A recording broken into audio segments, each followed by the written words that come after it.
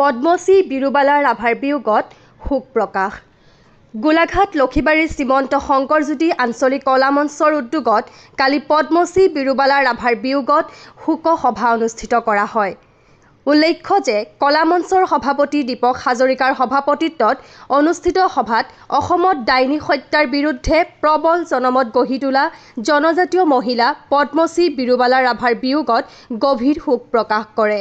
আজি আমি শ্ৰীমন্ত শংকৰজ্যোতি আঞ্চলিক কলা মঞ্চৰ লক্ষীবাৰী কাৰ্যালয়ত সদ্য প্ৰয়াত আমাৰ মাজৰ পৰা আঁতৰি গৈছে এগৰাকী আমি অগ্নিকন্যা বুলি অভিহিত কৰিছোঁ বিৰুবালা দেৱী ৰাভা দেৱী।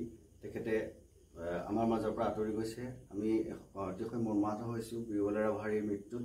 তেখেতে যি মানে অসমৰ যি অন্ধবিশ্বাস কুসংস্কাৰ বিশেষকৈ ডাইনী হত্যাৰ বিৰুদ্ধে যি প্ৰতিবাদ অদম্য সাহসে প্ৰতিবাদ গঢ়ি তুলিছিলে, অসমৰ মানুহক একত্ৰিত কৰিছিলে, এই অসমৰ মানে জনজীৱনৰ মাজত কুসংস্কাৰবিলাক অন্ধবিশ্বাসবিলাক দূৰ কৰাৰ কাৰণে বিশেষকৈ ডাইনী হত্যাৰ নিচিনা যি একদম আমাৰ সমাজত এক মানে বিৰূপ প্ৰভাৱ পেলোৱা এই মানে ঘটনাটো যথেষ্ট আমাক মৰ্মাহত কৰে। সেইবিলাক ঘটনাক তেখেতে বিশ্ব দৰবাৰত তুলি ধৰি পেলাই তেখেতে এটা মানে তীব্ৰ গণসংগ্ৰাম গঢ়ি তুলিছিলে আৰু আমাৰ মাজত আমাৰ লক্ষীবাৰীলৈ আহিও তেখেতে আমাক একমত কৰিবলৈ চেষ্টা কৰিছিলে আৰু সমগ্ৰ অসমত তেখেতে এটা ৰেলী উলিয়াই পেলাই এই অন্ধবিশ্বাস সমাজত চলি থকা অন্ধবিশ্বাস কুসংস্কাৰৰ যি মানে ডাইনী হত্যাৰ দৰে মানে জঘন্য ঘটনা, এই ঘটনা নোহোৱা কৰিবৰ কাৰণে সমাজত এনেকুৱা অন্ধবিশ্বাস কুসংস্কাৰ নোহোৱা কৰিবৰ কাৰণে যি মানে প্ৰতিবাদী সত্তা আমি প্ৰতিবাদী সত্তা বুলি উল্লেখ কৰিছোঁ।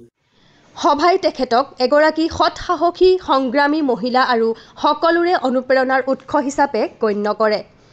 সভাত কলা মঞ্চৰ প্ৰতিষ্ঠাপক সম্পাদক তথা পৰামৰ্শদাতা সমিতিৰ সদস্য দিলীপ কাকতি, সভাপতি দীপক হাজৰিকা, উপসভাপতি খগেন বৰা, সাংস্কৃতিক সম্পাদক অৰূপ শইকীয়া, গুণীন বৰা প্ৰমুখ বিষয়ববীয়াসকল উপস্থিত থাকে।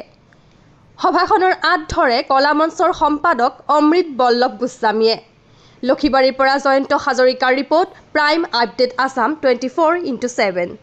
তেখেতৰ মৃত্যুত আমি গভীৰ শোক প্ৰকাশ কৰি আজি আমি 1 মিনিট মৌন প্ৰাৰ্থনাৰে আমি এগছি বন্তি প্ৰজ্বলনেৰে তেখেতক আমি শ্ৰদ্ধা জ্ঞাপন কৰিছোঁ, শ্ৰদ্ধাঞ্জলি জ্ঞাপন কৰিছোঁ আৰু তেখেতৰ বিদেহ আত্মাৰ আমি শান্তি কামনা কৰিছোঁ। তেখেত য'তেই থাকক শান্তিৰে থাকক আৰু অসমৰ এটি উজ্জ্বল ভোটা তৰা হৈ আমাৰ অন্ধবিশ্বাস আৰু কুসংস্কাৰৰ বিৰুদ্ধে তেখেতে আমাক সদায় বিৰুদ্ধে সংগ্ৰাম কৰিবৰ কাৰণে উদগনি যোগাই যাওক, এই কামনা কৰিছোঁ।